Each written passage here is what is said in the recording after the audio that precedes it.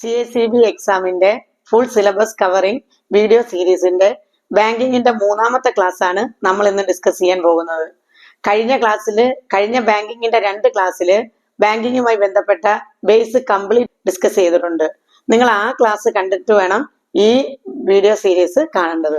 കഴിഞ്ഞ 2 വീഡിയോയിലായിട്ട്, അതായത് ബാങ്കിങ്ങിന്റെ 1ഉം 2ഉം ക്ലാസ്സുകളിലായിട്ട് ബാങ്കിങ്ങിന്റെ ബേസ് നമ്മൾ കംപ്ലീറ്റ് ചെയ്തിരുന്നു. നിങ്ങൾ അത് കാണാത്തവരാണെങ്കിൽ അത് കണ്ടിട്ട് വേണം ഈ ക്ലാസ് കാണേണ്ടത്. അപ്പൊ നമ്മൾ ഇന്ന് ഡിസ്കസ് ചെയ്യുന്നത് systems of banks in the world ആണ്, അതായത് ക്ലാസിഫിക്കേഷൻ ഓഫ് ബാങ്ക്സ് ആണ്. ഇതാണ് നിങ്ങളുടെ CACB സിലബസിനകത്ത് ഫസ്റ്റ് ടോപ്പിക്കായിട്ട് നമുക്ക് പഠിക്കാനുള്ളത്. CACBക്ക് മാത്രമല്ല, കേരള കാർഡ് ബാങ്കിനും ഖാദി ബോർഡ് ഇൻസ്പെക്ടറിന് പ്രിപ്പയർ ചെയ്യുന്നവർക്കും ഇതാണ് ആദ്യത്തെ ടോപ്പിക്കായിട്ട് പഠിക്കുന്നത്. ബാങ്കിങ്ങിന്റെ ഒരു ഓർഡറിൽ നമ്മൾ പഠിക്കുന്നവരാണെങ്കിൽ എങ്ങനെ ഫസ്റ്റ് ടോപ്പിക്കായിട്ട് പഠിക്കേണ്ടത് ഈ ക്ലാസിഫിക്കേഷൻ ഓഫ് ബാങ്ക് ആണ്. ക്ലാസിഫിക്കേഷൻ ഓഫ് ബാങ്ക് എന്ന് പറയുമ്പോൾ ക്ലാസിഫിക്കേഷൻ നടത്താൻ ഒരു 2-3 ബേസുകളുണ്ട്. 1 ownership of the bank, 2 structure of banks, 3 functions of banks. Okay, അപ്പം ബാങ്കുകളെ ക്ലാസിഫൈ ചെയ്യുന്നതിന് ഒരു 2-3 തരത്തിലുള്ള ബേസുകൾ ഉപയോഗിക്കുന്നുണ്ട്. 1 അതിന്റെ ഓണർഷിപ്പ്, 2 അതിന്റെ സ്ട്രക്ചർ, 3 അതിന്റെ ഫങ്ഷൻ. അങ്ങനെ 3 ബേസിലാണ് ബാങ്കുകളെ എന്ത് ചെയ്തിരിക്കുന്നത്, ക്ലാസിഫൈ ചെയ്തിരിക്കുന്നത്. ഓക്കെ, അപ്പൊ നമുക്ക് ആദ്യം പരിചയപ്പെടേണ്ടത് സ്ട്രക്ചറിന്റെ ബേസിൽ ബാങ്കുകളെ എങ്ങനെയൊക്കെ ക്ലാസിഫൈ ചെയ്തിരിക്കുന്നു. അപ്പൊ നിങ്ങൾ ശ്രദ്ധിക്കേണ്ട ഒരു കാര്യം, ക്ലാസിഫിക്കേഷൻ ഓഫ് ബാങ്ക് എന്ന് പറഞ്ഞ് നിങ്ങൾക്കൊരു ക്വസ്റ്റ്യൻ ഒരിക്കലും വരത്തില്ല. അതായത് ബാങ്കുകളെ എത്രയായിട്ട് ക്ലാസിഫൈ ചെയ്തിരിക്കുന്നു എന്ന് പറഞ്ഞുകൊണ്ട് ഒരു ക്വസ്റ്റ്യൻ വരത്തില്ല. എന്നാൽ ചോദിക്കുന്ന ഒരു ക്വസ്റ്റ്യൻ എന്ന് പറഞ്ഞാൽ ബാങ്കുകളെ എന്തിന്റെ അടിസ്ഥാനത്തിൽ ക്ലാസിഫൈ ചെയ്തിരിക്കുന്നു എന്ന് പറയാം. അപ്പൊ ബാങ്കുകളെ സാധാരണയായിട്ട്, അതായത് the banks are mainly classified on the basis of the functions. അതായത് ബാങ്കുകളെ പ്രധാനമായി ക്ലാസിഫൈ ചെയ്യുന്നത് ഇറ്റ്സ് ഫങ്ഷൻസ്, ഇതിന്റെ ഫങ്ഷൻസിന്റെ ബേസിലാണ് ബാങ്കുകളെ ക്ലാസിഫൈ ചെയ്തിരിക്കുന്നത്. എന്നാൽ നമ്മൾ ക്ലാസിഫിക്കേഷൻ പറഞ്ഞു വരുമ്പോൾ 3 ക്ലാസിഫിക്കേഷൻ വെച്ചുകൊണ്ടാണ് ബാങ്കുകളെ പരിചയപ്പെടുന്നത്. 1 അതിന്റെ സ്ട്രക്ചർ വെച്ച്, മറ്റൊന്ന് അതിന്റെ ഫങ്ഷൻ വെച്ച്, മറ്റൊന്ന് അതിന്റെ ഓണർഷിപ്പ് വെച്ച്. ഓക്കെ, ഇനി നമുക്ക് സ്ട്രക്ചർ വെച്ചുകൊണ്ടുള്ള എങ്ങനെയാണ് ബാങ്കുകളെ ക്ലാസിഫൈ ചെയ്തിരിക്കുന്നത് നോക്കാം. 1 unit bank, 2 branch bank, 3 correspondent banking, 4 group banking, 5 chain banking. Okay, അപ്പൊ on the basis of the structure banks are classified as unit banking. നമുക്ക് ബാങ്ക് എന്ന് പറയാം, ബാങ്കിങ് എന്നും പറയാം, യൂണിറ്റ് ബാങ്കിങ് എന്ന് പറയാം, അല്ലെങ്കിൽ യൂണിറ്റ് ബാങ്ക് എന്ന് പറയാം. അപ്പൊ യൂണിറ്റ് ബാങ്കിങ്, ബ്രാഞ്ച് ബാങ്കിങ്, അതുപോലെ chain banking, correspondent banking, group banking. ഇതാണ് സ്ട്രക്ചറിനെ വെച്ചുകൊണ്ടുള്ള ക്ലാസിഫിക്കേഷൻ. അടുത്ത on the basis of the ownership banks are classified on the basis of the ownership. അങ്ങനെ ഓണർഷിപ്പിന്റെ ബേസിലുള്ള ക്ലാസിഫിക്കേഷൻ എന്ന് പറയുന്നത് private bank, public sector bank, cooperative bank, അതുപോലെ തന്നെ development bank. അപ്പൊ നമുക്ക് ഓണർഷിപ്പിന്റെ ബേസിൽ ബാങ്കുകളെ ക്ലാസിഫൈ ചെയ്യുന്നത് എങ്ങനെയാണെന്ന് പറഞ്ഞേ, private sector bank, public sector bank, cooperative banks, അതുപോലെ ഡെവലപ്മെന്റ് ബാങ്ക്. ഇനി ഒരു കാര്യം, ഈ ഡെവലപ്മെന്റ് ബാങ്കുകളെ ചിലപ്പോ നിങ്ങൾ എവിടെയെങ്കിലും സെർച്ച് ചെയ്യുമ്പോൾ അത് ഒരു പക്ഷേങ്കിൽ ഏതിനകത്ത് വരണമെന്നില്ല, ഓണർഷിപ്പിന്റെ കാറ്റഗറിയിൽ കാണണമെന്നില്ല.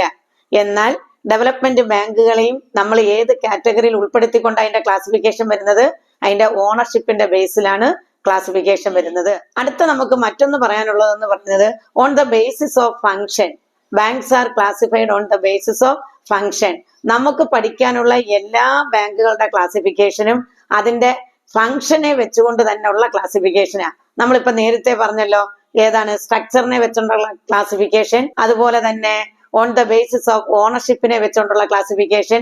ഇതെല്ലാം തന്നെ ഇനി ഏതിനകത്ത് വരും, on the basis of functions.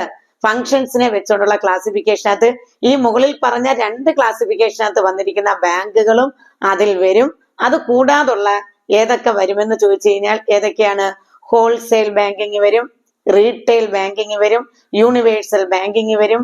അതുപോലെ നമുക്കത് ഒരു സീരീസ് ഓഫ് ബാങ്ക്സ് തന്നെ ഉണ്ട്, കുറെ ബാങ്ക്സുകളുണ്ട്. അതെല്ലാം നമുക്ക് ഓരോന്നായിട്ട് പഠിക്കാം. അപ്പൊ നമുക്ക് ആദ്യം പഠിക്കേണ്ടത് on the basis of structure വെച്ചുകൊണ്ട് നമ്മൾ പറഞ്ഞ ആ ബാങ്കുകളെ പറ്റി ഓരോന്നായിട്ട് നമുക്ക് പഠിക്കാം. ഓക്കെ, അപ്പൊ ആദ്യത്തെ ബാങ്ക് എന്ന് പറയുന്നത് നമ്മൾ സ്ട്രക്ചർ വെച്ചുകൊണ്ട് പറഞ്ഞ ആദ്യത്തെ ബാങ്ക് എന്ന് പറയുന്നത് യൂണിറ്റ് ബാങ്ക്.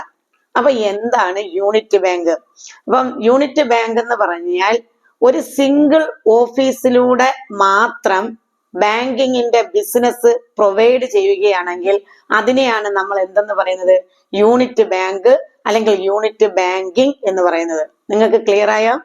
യൂണിറ്റ് ബാങ്ക് എന്ന് പറഞ്ഞു കഴിഞ്ഞാൽ ഒരു സിംഗിൾ ഓഫീസിലൂടെ മാത്രം ബാങ്കിങ് ബിസിനസ് പ്രൊവൈഡ് ചെയ്യുന്നു.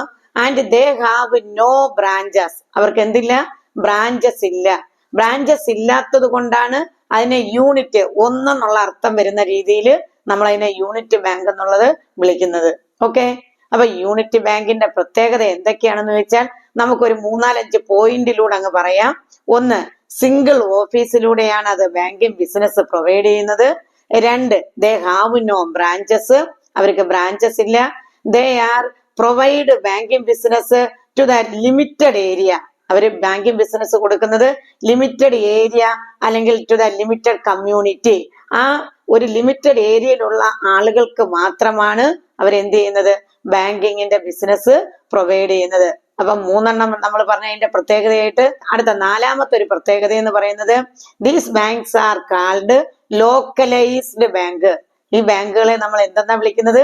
Localised bank. കാരണം എന്താ? ഇതൊരു കുറച്ച് ഏരിയയിൽ മാത്രമുള്ള ആളുകൾക്കാണ് ഇത് എന്ത് കൊടുക്കുന്നത്? ബാങ്കിങ്ങിന്റെ സർവീസ് പ്രൊവൈഡ് ചെയ്യുന്നത്. അതുകൊണ്ട് these banks are called localised bank. അപ്പൊ നമ്മൾ 4 പ്രത്യേകത പറഞ്ഞു. അടുത്ത 5ാമത്തെ പ്രത്യേകത എന്താണെന്ന് ചോദിച്ചാൽ these banks not provide big loans. ഈ ബാങ്കുകൾ എന്ത് കൊടുക്കത്തില്ല? ബിഗ് ലോൺസ് കൊടുക്കത്തില്ല. ലോങ് ടൈം ലോൺ കൊടുക്കത്തില്ല എന്നല്ല പറയുന്നത്, ബിഗ് ലോൺസ് കൊടുക്കത്തില്ല.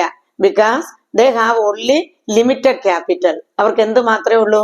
അവർക്ക് കുറച്ച് മൂലധനം മാത്രമേ ഉള്ളൂ. അതുകൊണ്ട് അവർ വലിയ വലിയ ലോണുകൾ എന്ത് ചെയ്യുന്നില്ല? കൊടുക്കുന്നില്ല. അടുത്ത 5ാമത്തെ ഫീച്ചേഴ്സ് ആയിട്ട് നമുക്ക് പറയാൻ പറ്റുന്നത് these banks provide faster services to its customers. ഇവരെന്ത് കൊടുക്കുന്നുണ്ട്? ഫാസ്റ്റർ സർവീസ് ആണ്. അതായത് വളരെ വേഗത്തില് അവരുടെ കസ്റ്റമേഴ്സിന് സേവനങ്ങൾ ഉറപ്പുവരുത്തുന്നുണ്ട്. കാരണം അവർ ചെയ്യുന്നത് വളരെ കുറച്ച് പ്രവർത്തനങ്ങളാണ്, കുറച്ച് എമൗണ്ടിലുള്ള കാര്യങ്ങൾ മാത്രമാണ്. അത് അവർ വളരെ ഫാസ്റ്റ് ആയിട്ട് അവരുടെ കസ്റ്റമേഴ്സിന് പ്രൊവൈഡ് ചെയ്യുന്നുണ്ട്. ഓക്കെ, ഇപ്പൊ നമ്മൾ 5 കാര്യങ്ങൾ പറഞ്ഞിട്ടുണ്ട്. അടുത്ത 6ാമത്തെ കാര്യം എന്താണെന്ന് ചോദിച്ചു കഴിഞ്ഞാൽ this banks maintain an account with correspondent bank. അതൊരു പ്രധാന പോയിന്റ് ആണ്. Unit banks are maintain accounts with correspondent bank. The correspondent bank is A bigger bank. ആ കറസ്പോണ്ടന്റ് ബാങ്ക് എന്ന് പറയുന്നത് ഒരു ബിഗ്ഗർ ബാങ്ക് ആയിരിക്കും. ആ ബാങ്കില് ഈ യൂണിറ്റ് ബാങ്ക് എന്ത് ചെയ്യുന്നുണ്ട്? അക്കൗണ്ട് മെയിൻറ്റെയിൻ ചെയ്യുന്നുണ്ട്. എന്തിനു വേണ്ടിയാണെന്ന് ചോദിച്ചു കഴിഞ്ഞാൽ എന്തിനു വേണ്ടിയാ? whenever a customer approach the unity bank for big amount of loan, they send them to the correspondent bank. അവരെ ഏതിലേക്ക് അയക്കും? അല്ലെങ്കിൽ they provide the facility through the correspondent bank. അവർ ആ ഫെസിലിറ്റി പ്രൊവൈഡ് ചെയ്ത് കൊടുക്കുന്നത് ഏത് വഴിയായിരിക്കും? ആ കറസ്പോണ്ടന്റ് ബാങ്ക് വഴിയായിരിക്കും. നിങ്ങൾക്ക് ഇത് മനസ്സിലായോ പറഞ്ഞത്? അടുത്ത നമ്മളിപ്പോ 6 പ്രത്യേകതകളാണ് പറഞ്ഞത്. അടുത്ത മറ്റൊരു പ്രത്യേകത എന്ന് പറയുന്നത് ഇത് ഏത് രാജ്യത്താണ് അല്ലെങ്കിൽ native place of unit bank എന്ന് പറയുന്നത് USA ആണ്. USA ആണ് ഏതിന്റെ നേറ്റീവ് പ്ലേസ് എന്ന് പറയുന്നത്? യൂണിറ്റ് ബാങ്കിന്റെ നേറ്റീവ് പ്ലേസ് എന്ന് പറയുന്നത്. ഇത്രയും ക്ലിയർ ആയോ? നമുക്ക് ആ പ്രത്യേകതകൾ ഒന്നുകൂടെ ഒന്ന് പറയാം. ഇത് നിങ്ങൾക്കൊന്ന് മനസ്സിലിരിക്കാൻ വേണ്ടിയാണ് ഞാൻ റിപ്പീറ്റ് ചെയ്യുന്നത്. ഒന്നുകൂടെ പറഞ്ഞു കഴിഞ്ഞാൽ യൂണിറ്റ് ബാങ്കുകൾ എന്ന് പറയുന്നത് ഒരു സിംഗിൾ ഓഫീസിലൂടെ മാത്രമായിരിക്കും അതിന്റെ പ്രവർത്തനങ്ങൾ പ്രൊവൈഡ് ചെയ്യുന്നത്. They have no branches. അവർക്ക് ബ്രാഞ്ചസ് ഇല്ല. അവർക്ക് ലിമിറ്റഡ് ഏരിയ ഓഫ് ഓപ്പറേഷൻ ആണുള്ളത്.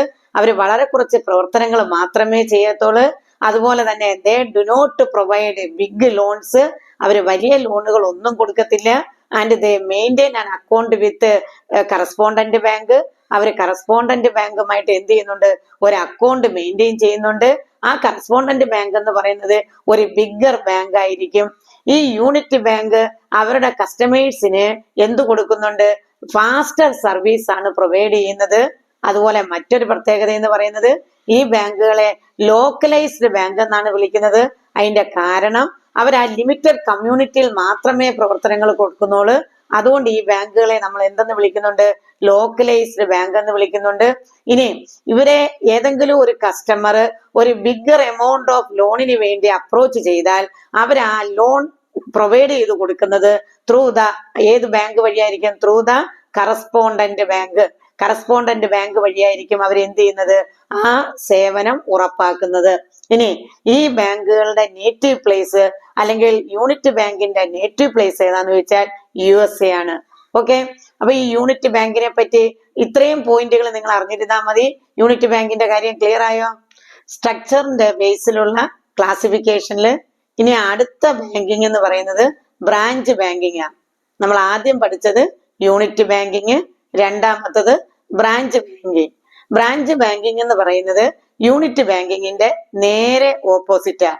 ബ്രാഞ്ച് ബാങ്കിങ്ങിന്റെ മീനിങ് എന്ന് പറയുന്നത് A single bank provide it's business through number of branches all over the country. അതായത് ഒരു രാജ്യത്ത് എല്ലായിടത്തുമുള്ള ബ്രാഞ്ചസിലൂടെ കസ്റ്റമേഴ്സിന് സേവനങ്ങൾ ഉറപ്പാക്കുന്നതിനെയാണ് നമ്മൾ ബ്രാഞ്ച് ബാങ്കിങ് എന്ന് പറയുന്നത്. ബ്രാഞ്ച് ബാങ്കിങ്ങിൽ ആ പേര് പോലെ തന്നെ നിങ്ങൾക്ക് ഓർക്കാൻ എളുപ്പമാണ്. ബ്രാഞ്ചസിലൂടെ അതിന്റെ സേവനങ്ങൾ എന്ത് ചെയ്യുന്നു? ഉറപ്പാക്കുന്നു. അപ്പൊ ബ്രാഞ്ചസ് ഉണ്ടെന്നുള്ളത് വെച്ചുകൊണ്ട് ഇതിനെ നമ്മൾ മറ്റൊരു പേരിൽ വിളിക്കുന്നുണ്ട് ഡി ലോക്കലൈസ്ഡ് ബാങ്കിങ്. കാരണം ഏരിയ ഒരുപാട് കവർ ചെയ്യുന്നുണ്ട്. എല്ലാ ഏരിയയിലും ബ്രാഞ്ചസ് കാണും ബാങ്കിന്. ആ ബ്രാഞ്ചസിലൂടെ എല്ലാം ബിസിനസ് ഉറപ്പാക്കുന്നത് കൊണ്ട്, സേവനം ഉറപ്പാക്കുന്നത് കൊണ്ട് അതിനെ നമ്മൾ വിളിക്കുന്നത് ഡി ലോക്കലൈസ്ഡ് ബാങ്കിങ് എന്ന. ഓക്കെ, അപ്പൊ ബ്രാഞ്ച് ബാങ്കിങ്ങിനെയാണ് ഡി ലോക്കലൈസ്ഡ് ബാങ്കിങ് എന്ന് വിളിക്കുന്നത്.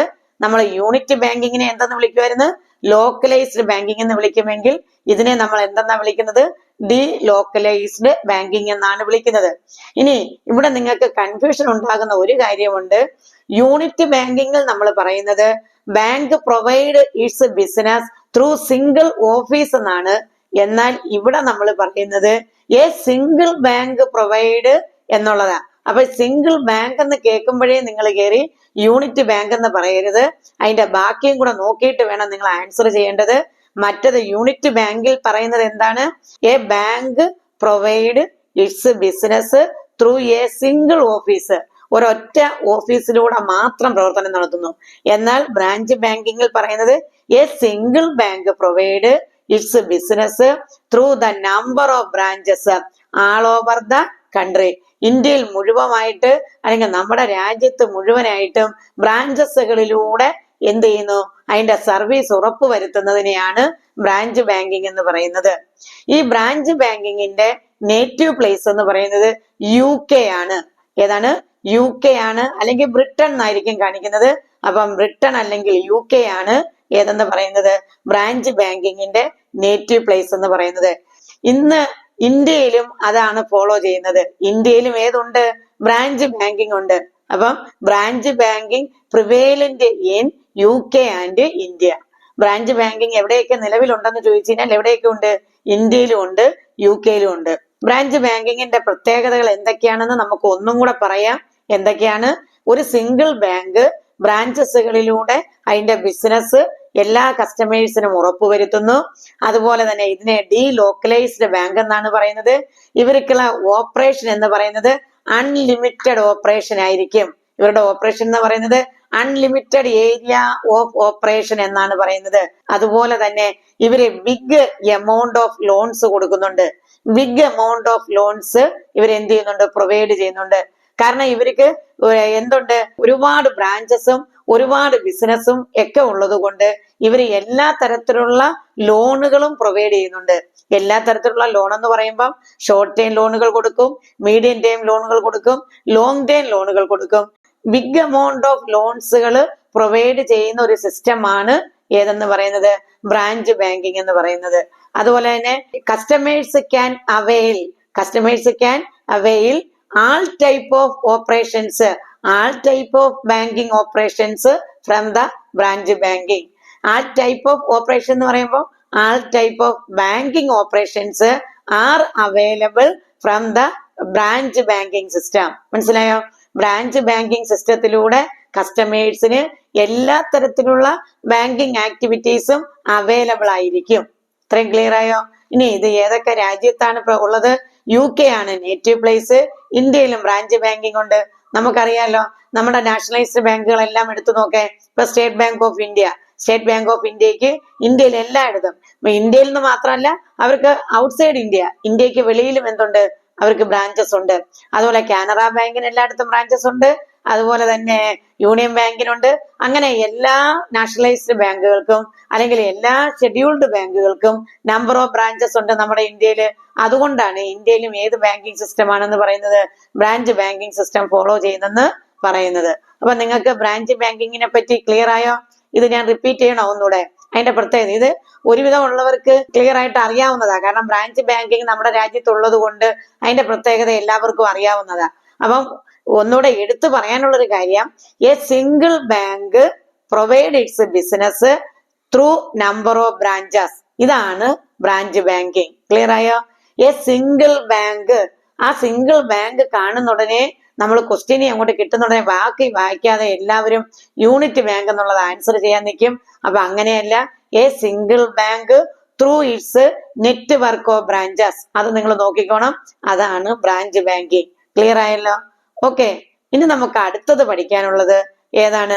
സ്ട്രക്ചറിന്റെ ബേസിലുള്ള ബാങ്കിങ് ക്ലാസിഫിക്കേഷനിലെ മൂന്നാമത്തതെന്ന് പറയുന്നത് ചെയിൻ ബാങ്കിങ് ആണ്. മൂന്നാമത്തെ ഏതാണ് നമുക്ക് പഠിക്കാനുള്ളത്? Chain banking. ചെയിൻ ബാങ്കിങ് എന്ന് പറയുമ്പോൾ chain banking is a form of bank where a small group of individuals or members control 2 or more banks. ഇതാണ് അതിന്റെ മീനിങ്. എന്ന് പറഞ്ഞാൽ ഒരു കൂട്ടം ഇൻഡിവിജ്വൽസ്, ഒരു കൂട്ടം പേഴ്സൺസ്, രണ്ടോ അതിലധികമോ ബാങ്കുകളെ അവര് കൺട്രോൾ ചെയ്യും. ആര് കൺട്രോൾ ചെയ്യും? ഈ സ്മാൾ ഗ്രൂപ്പ് ഓഫ് ഇൻഡിവിജ്വൽസ് എന്ന് പറയുന്നവർ കൺട്രോൾ ചെയ്യും. ഇതിനെയാണ് നമ്മൾ എന്തെന്ന് വിളിക്കുന്നത്? ചെയിൻ ബാങ്കിങ് എന്ന് വിളിക്കുന്നത്. എന്നാൽ ഈ കൺട്രോൾ ചെയ്യുന്ന ആ ബാങ്കുകൾക്ക് എന്താണ്? They are autonomous. അവർ ഓട്ടോണമസ് ആണ്. They are separately incorporated. അവരെങ്ങനെയാണ്? സെപ്പറേറ്റ് ഇൻകോർപ്പറേറ്റഡ് ആയിരിക്കും. അതായത് അത് സെപ്പറേറ്റ് രജിസ്റ്റേർഡ് ആയിരിക്കും, രജിസ്ട്രേഷൻ ഉള്ളവരായിരിക്കും. അതുപോലെ തന്നെ അവർക്ക് പ്രത്യേക നിലനിൽപ്പുള്ളവരാണ് അവർ. അതുകൊണ്ടാണ് നമ്മൾ ഓട്ടോണമസ് എന്ന് പറഞ്ഞത്. ഓട്ടോണമസ് എന്ന് പറഞ്ഞാൽ അതാത് ബാങ്കുകൾക്ക് അവരുടെ രീതിക്കനുസരിച്ച് അവർക്ക് എന്ത് ചെയ്യാം? കാര്യങ്ങളെല്ലാം ചെയ്യാം. But the control are vested in small group of individuals. Controlling ആരുടെ കയ്യിലായിരിക്കും? ആ സ്മാൾ ഗ്രൂപ്പ് ഓഫ് ഇൻഡിവിജ്വൽസിന്റെ കയ്യിലായിരിക്കും. നമ്മൾ ഈ ചെയിൻ ബാങ്കിങ് പറയുന്ന സമയത്ത് നിങ്ങൾ ഒരു കാര്യം ശ്രദ്ധിച്ചോണം. ഗ്രൂപ്പ് ബാങ്കിങ്ങും ഉണ്ട്, കറസ്പോണ്ടന്റ് ബാങ്കിങ്ങും ഉണ്ട്. ഇനി നമുക്ക് പഠിക്കാൻ ഈ 3 ബാങ്കിങ്ങും കൂടെ നിങ്ങൾക്ക് തിരിഞ്ഞു പോകും. ഏത് 3 ബാങ്കിങ്ങും കൂടെ ഞാൻ പറഞ്ഞത്? ചെയിൻ ബാങ്കിങ്ങും, അതുപോലെ തന്നെ ഗ്രൂപ്പ് ബാങ്കിങ്ങും, അതുപോലെ തന്നെ കറസ്പോണ്ടന്റ് ബാങ്കിങ്ങും. ഇത് 3ഉം കൂടെ എല്ലാവർക്കും തിരിയുന്നതാണ്. അത് തിരിയാതിരിക്കണമെങ്കിൽ നിങ്ങൾ ഇതിനകത്ത് പ്രത്യേകം ഓർത്തു വെക്കേണ്ട ഒരു പോയിന്റ് എന്ന് പറയുന്നത്, ചെയിൻ ബാങ്കിങ്ങില് സ്മാൾ ഗ്രൂപ്പ് ഓഫ് ഇൻഡിവിജ്വൽസ് ആണ് കൺട്രോൾ ചെയ്യുന്നത്. സ്മാൾ ഗ്രൂപ്പ് ഓഫ് ഇൻഡിവിജ്വൽസ് ആണ് അതർ 2 or more ബാങ്ക്സുകളെ കൺട്രോൾ ചെയ്യുന്നത്. രണ്ടോ അതിലധികമോ ബാങ്കുകളെ കൺട്രോൾ ചെയ്യുന്നത് ആരായിരിക്കും? സ്മാൾ ഗ്രൂപ്പ് ഓഫ് ഇൻഡിവിജ്വൽസ് ആണ്. അതാണ് അതിന്റെ ഒന്നാമത്തെ പ്രത്യേകത. അവര് ഓട്ടോണമസ് ആയിരിക്കും, അവര് സെപ്പറേറ്റ്ലി ഇൻകോർപ്പറേറ്റഡ് ആയിരിക്കും. എന്നാൽ ഇവരുടെ major part of share is in the hand of the small group of individuals. ഈ പറയുന്ന ബാങ്കുകളുടെ മേജർ പാർട്ട് ഓഫ് ഷെയർസും ആരുടെ കയ്യിലായിരിക്കും? ഈ പറയുന്ന സ്മാൾ ഗ്രൂപ്പ് ഓഫ് ഇൻഡിവിജ്വൽസിന്റെ കയ്യിലായിരിക്കും. ഓക്കെ, അപ്പൊ ചെയിൻ ബാങ്കിങ്ങിന്റെ പ്രത്യേകത ക്ലിയർ ആയല്ലോ. ഈ ബാങ്കുകൾ അവർക്ക് ഇൻഡിപെൻഡന്റ് ആയിട്ട് പ്രവർത്തിക്കാം, അവര് ഓട്ടോണമസ് ആണ്, അവർക്ക് ഈ സെപ്പറേറ്റ്ലി ഇൻകോർപ്പറേറ്റഡ് ആണ്, അവർക്ക് അവരുടേതായ ക്യാപിറ്റലും മറ്റു കാര്യങ്ങളും എല്ലാം അവർ കണ്ടെത്തണം. എന്നാൽ കൺട്രോളിങ് മാത്രം ആരുടെ കയ്യിലായിരിക്കും? ഈ സ്മാൾ ഗ്രൂപ്പ് ഓഫ് ഇൻഡിവിജ്വൽസിന്റെ കയ്യിലായിരിക്കും. ഓക്കെ, ഈ ചെയിൻ ബാങ്കിങ്ങിന്റെ മറ്റൊരു പ്രത്യേകത എന്ന് പറയുന്നത്, they are not owned and controlled by a single holding company. ആ ഒരു പോയിന്റ് നിങ്ങൾ എപ്പോഴും ഓർത്തിരിക്കുക.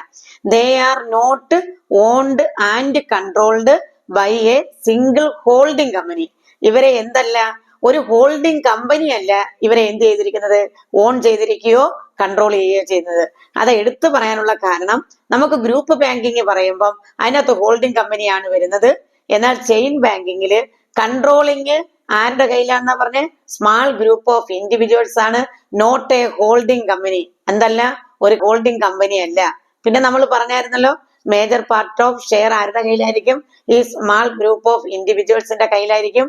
ഇതിന്റെ നേറ്റീവ് പ്ലേസ്, ഈ ചെയിൻ ബാങ്കിങ്ങിന്റെ നേറ്റീവ് പ്ലേസ് എന്ന് പറയുന്നത് ഏതാണ്? USA ആണ്. അപ്പൊ ഇത്രയും പ്രത്യേകതകൾ നിങ്ങൾക്ക് പിടികിട്ടിയല്ലോ. ഒന്നുകൂടെ ഞാൻ അതൊന്ന് റിപ്പീറ്റ് ചെയ്യാം. ഒരു സ്മാൾ ഗ്രൂപ്പ് ഓഫ് ഇൻഡിവിജ്വൽസ് ആണ് കൺട്രോൾ ചെയ്യുന്നത്. അതുപോലെ തന്നെ ഈ ബാങ്കുകൾ എന്ന് പറയുന്നത് രണ്ടോ അതിലധികമോ ബാങ്കുകളെയാണ് കൺട്രോൾ ചെയ്യുന്നത്.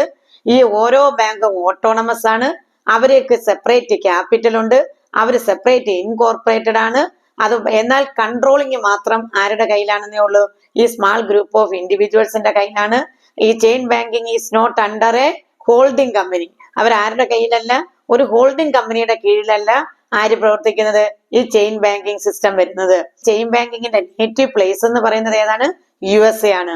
ഇതില് നിങ്ങൾ ഓർത്തിരിക്കേണ്ട ഒരു കാര്യം എന്താണ്? എടുത്തെടുത്ത് ഞാൻ പറയുകയാണ്. ഏതല്ല? Not a holding company. ഇത് ഏതിനകത്ത് വരും? ഗ്രൂപ്പ് ബാങ്കിങ്ങുമായിട്ട് കൺഫ്യൂഷൻ ഉണ്ടാകാതിരിക്കാനാണ് ഞാൻ എടുത്തെടുത്ത് പറയുന്നത്. Not a holding company, only a small group of individuals എന്ത് ചെയ്യുന്നത്? Controlled two or more banks. ഇതാണ് ചെയിൻ ബാങ്കിങ്ങിന്റെ പ്രത്യേകത. ഇനി നമുക്ക് അടുത്തത് പഠിക്കാനുള്ളത് ഏതാ? ഗ്രൂപ്പ് ബാങ്കിങ് ആണ്. ഇനി നമ്മൾ ഗ്രൂപ്പ് ബാങ്കിങ്ങും കറസ്പോണ്ടന്റ് ബാങ്കിങ്ങും കൂടെ ഏതിനകത്തുണ്ട്? ഈ സ്ട്രക്ചർ അനുസരിച്ചുള്ള ക്ലാസിഫിക്കേഷനിലുണ്ട്. അത് നമ്മൾ അടുത്ത ക്ലാസ്സിൽ അത് രണ്ടും ഡിസ്കസ് ചെയ്യും. അത് കൂടാതെ ഓണർഷിപ്പിന്റെ ബേസിലുള്ളതും അതുപോലെ ഫങ്ഷൻസിന്റെ ബേസിലുള്ള ക്ലാസിഫിക്കേഷനും നമ്മൾ ഉടനെ തന്നെ നമ്മൾ അടുത്ത വീഡിയോയിൽ ഡിസ്കസ് ചെയ്യുന്നതായിരിക്കും.